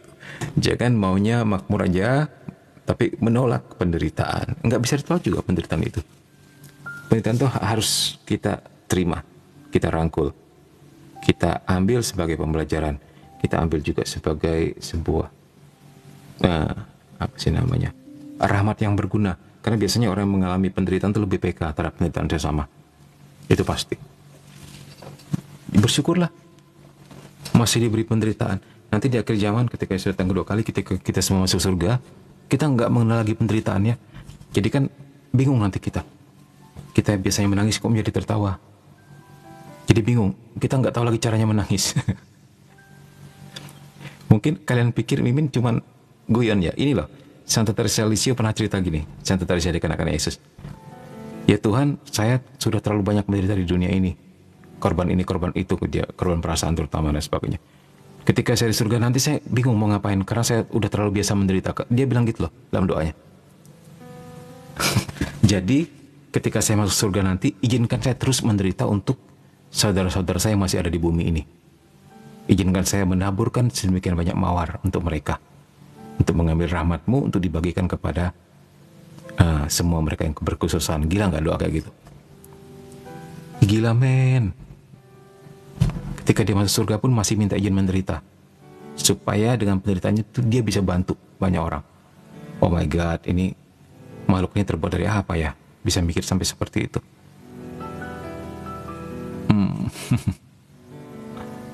Ya Min, saya sering menangis diam-diam. Wow. Dinda menangis karena apa, Dinda? Pengakuan iman yang luar biasa itu, Min. Ya. Amazing, amazing. Oke, untuk mengadili orang hidup dan mati. Nah, orang hidup pun diadili. Orang mati juga diadili. Ya, jadi orang mati itu dipaksa bangkit. Lu, gua bangkitin. Mau diadili. Nah, ini pengadilan terakhir ya. Kita ingat kemarin kita dalam belajar, manusia akan mengalami dua pengadilan. Ketika dia meninggal, pengadilan pribadi dan pengadilan akhir zaman. Ketika pengadilan akhir zaman itu diberlangsungkan, itu waktunya nggak pernah dapat kita kira-kira kapan dan di mana, dan datang dari mana kita nggak pernah tahu. Tetapi bahwa semuanya akan terkena, baik kita yang masih hidup maupun orang yang sudah mati. Nah gitu loh. Seperti para nabi dan Yohanes Pembaptis, Yesus pun mengumumkan pengadilan pada hari terakhir dalam khotbahnya. Di sana akan disingkapkan tingkah laku dan isi hati yang paling rahasia dari setiap orang. Wow, seram gak tuh? Gak ada yang bisa sembunyi kisah anak. Bahkan suara hatimu bisa dibaca, masa lalu bisa dibaca dan diungkapkan ke semua orang. Mimin sih berpikir, wah akan terjadi banyak peristiwa tersipu-tersipu di sini ya. Ternyata baru diketahui Andre naksir sama Dinda misalnya. Atau Dinda naksir sama siapa gitu. Mungkin seperti itu kali ya. Suara hatinya diungkapkan ya. Yang paling rahasia. Lalu ketidakpercayaan orang berdosa yang telah menolak rahmat yang ditawarkan Allah akan diadili ya. Sikap terhadap sesama akan menunjukkan apakah orang yang menerima atau menolak rahmat dan cinta Allah. Apakah orang menerima atau menolak rahmat dan cinta. Jadi sikap terhadap sesama juga akan menunjukkan itu. Yesus akan mengatakan, segala sesuatu yang kamu lakukan untuk salah seorang dari saudaraku yang paling hina ini, kamu telah melakukannya untuk aku. Ya, ini artinya apa? Artinya ada iman juga ada perbuatan. Dan terakhir, di sini dikatakan kita diadili dengan perbuatan loh. Sesuatu yang kamu lakukan untuk salah seorang dari saudaraku yang paling hina ini, kamu telah melakukan untuk aku. Jadi kalau kamu berbuat seperti ini, perbuatanmu itu juga menyelamatkanmu, gitu loh ya. Intinya, iman tanpa perbuatan adalah mati. Perbuatan tanpa iman sekedar tindakan baik biasa yang belum tentu juga bisa menjadikan sebuah pahala.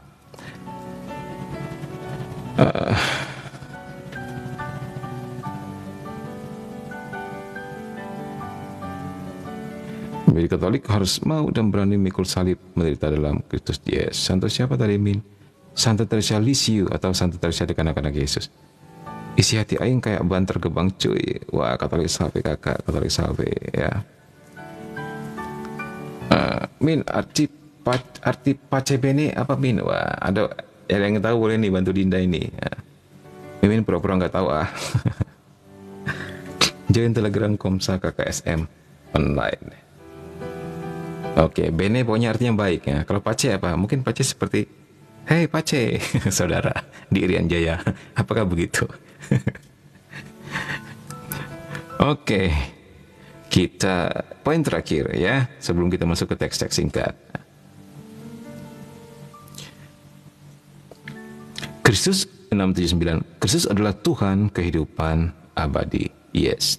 Nah, sebagai penebus dunia, Kristus punya hak penuh untuk mengadili pekerjaan dan hati manusia secara definitif. Ya, karena dia telah memiliki kita semua, maka dia punya kuasa untuk mengadili pekerjaan bahkan hati kita. Ia telah dalam tanda petik mendapatkan hak ini oleh kematiannya di salib karena dia telah menebus kita. Dia berhak atas kita.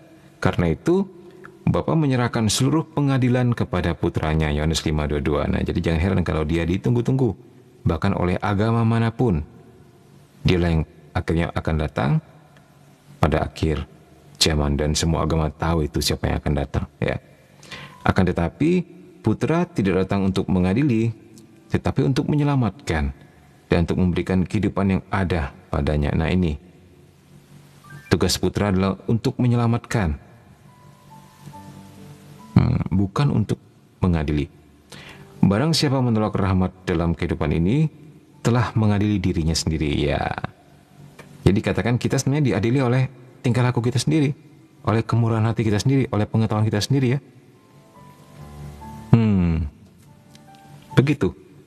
Setiap orang menerima ganjaran atau menderita kerugian sesuai dengan pekerjaannya.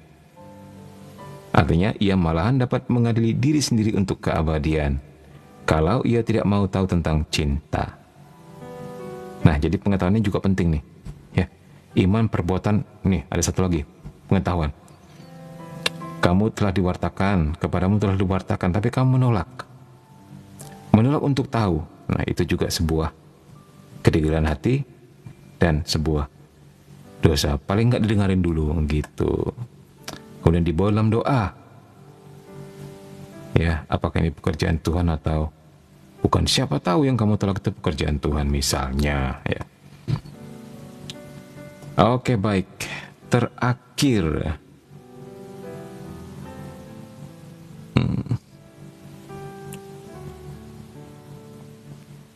Linda, ini dari Andre, damai dan sejahtera untuk kita semua, Santo Fransiskus. Ya, oke, sampailah kita pada 3 poin terakhir sebagai kesimpulan. 680. Kristus Tuhan sekarang ini sudah memerintah melalui gereja, tetapi segala sesuatu di dunia ini belum ditaklukkan kepadanya. Ya, jadi masih sedang berjuang, masih diizinkan untuk berjuang dulu. Saat itu belum tiba. Kerajaan Kristus baru akan menang sesudah serangan terakhir kekuatan-kekuatan jahat. Oke, nanti akan ada perang gitu ya. Tentu perang yang lebih mengerikan daripada perang Rusia-Ukraina, perang Israel-Hamas. Ya, semoga kita semua dilindungi dengan rahmat Allah. 681. Pada hari pengadilan, pada hari kiamat, Kristus akan datang dalam kemuliaannya. Untuk menentukan kemenangan kebaikan secara definitif atas kejahatan yang dalam perjalanan sejarah hidup berdampingan bagaikan gandum dan rumput di ladang yang sama. Ya, udah jelas ya. 682. Kalau ia datang pada akhir zaman untuk mengadili orang hidup dan orang mati, Kristus yang dimuliakan akan menyingkapkan isi hati yang terdalam dan akan membalas setiap manusia sesuai dengan pekerjaannya, tergantung pada apakah ia menerima rahmat Tuhan atau menolaknya. Ya, ini dia. Kalau dia menolak, maka dia tidak akan selamat. Ingat, dosa yang nggak bisa diampuni apa? Dosa menghujat Roh Kudus. Arti menghujat Roh Kudus apa? Artinya adalah tidak lain dan tidak bukan menolak rahmat Tuhan. Karena Roh Kudus adalah sumber segala rahmat. Kalau dia menolak rahmat, maka dia nggak akan bisa bertobat. Karena pertobatan itu juga adalah sebuah rahmat. Penyesalan itu juga adalah sebuah rahmat. Bahkan gerak hati atau niat baik juga adalah sebuah rahmat. Jadi bagaimana mungkin dia bisa bertobat kalau pertama dia nggak tahu bahwa dia berdosa. Kedua, dia memang tidak menyesal atas dosa-dosanya karena nggak punya rahmat. Begitu ya. Oke, selesai sudah. Baik, terima kasih teman-teman Komsa semua yang sudah hadir senantiasa menemani Mimin pada malam ini. Kalian teman-teman yang luar biasa, tepuk tangan dulu. Sharing, sudah kasih gift, yang sudah like sama share. Terima kasih juga yang telah telah setia mendengarkan lah ya. Semoga semuanya berbuah dan bermanfaat dalam kehidupan kita sehari-hari ya. Oke, sampai di sini ada lagi mau ditanyakan sebelum kita akhiri?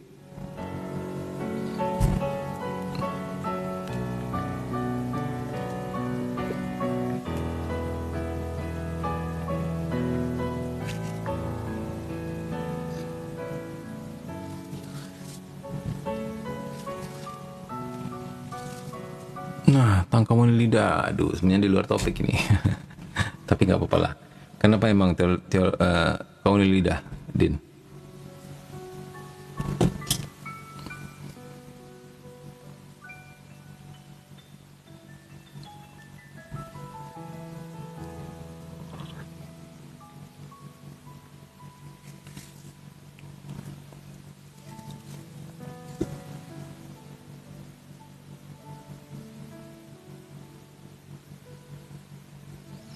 Oh, saya pernah baca di artikel, pokoknya harus berlutut dan nggak sopan menerima langsung dari tangan.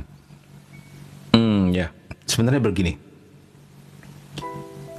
Supaya kita nggak bingung, dibingungkan oleh berupa-rupa pengajaran dan sebagainya. Intinya begini, yang suci dan sempurna itu adalah Yesus, bukan kita. Yang suci dan sempurna itu adalah hosti, bukan pastornya dan juga bukan tangan kita. Kekudusan hosti tersebut tidak akan pernah bisa dicemari oleh dosa kita, oleh tangan kita, oleh bibir kita, oleh lidah kita, dan sebagainya. Itu mesti kita pegang dulu ya. Win pernah mendengar ungkapan seorang umat mengatakan, aku nggak mau terima komuni pastor itu, aku tahu dosa-dosanya. Nanti waktu dia bagi komuni, dosanya tercemar kepada komuniku, maka aku pun akan ikut berdosa juga. Nggak seperti itu ya. Ya, tetapi jika kamu dengan sikap batin yang mengatakan, Tuhan, saya merasa nggak layak menyambut engkau dengan tangan, saya ingin pakai lidah dan kemudian kamu menerima lidah, nggak apa-apa ya, nggak apa-apa. Mau pakai tangan pun nggak apa-apa, no problem banget hal seperti ini. Ya, Tuhan kita Allah yang penuh kasih, dia sangat senang kita datang menerima komuni. Jangan sampai diri kita merasa nggak layak, merasa bahkan bisa menjadi penghalang. Itu semakin menjauhkan kita dari sakramen. Itu tentu bukan pekerjaan Tuhan. Jangan sampai menjadi skrupel. Ini salah, dikit-dikit salah, itu salah, takut ini, itu enggak usah. Ingat, yang kudus dan sempurna itu Tuhan, hostinya, bukan tangan kita, bukan juga lidah atau mulut kita. Jadi jangan takut hal-hal seperti ini. Jangan sampai mengacaukan kita. Ya, apalagi kalau kita sudah berusaha hidup baik, juga rajin doa dan sebagainya. Jangan mau dibingungkan atau dikacaukan dengan hal-hal seperti ini. Oke?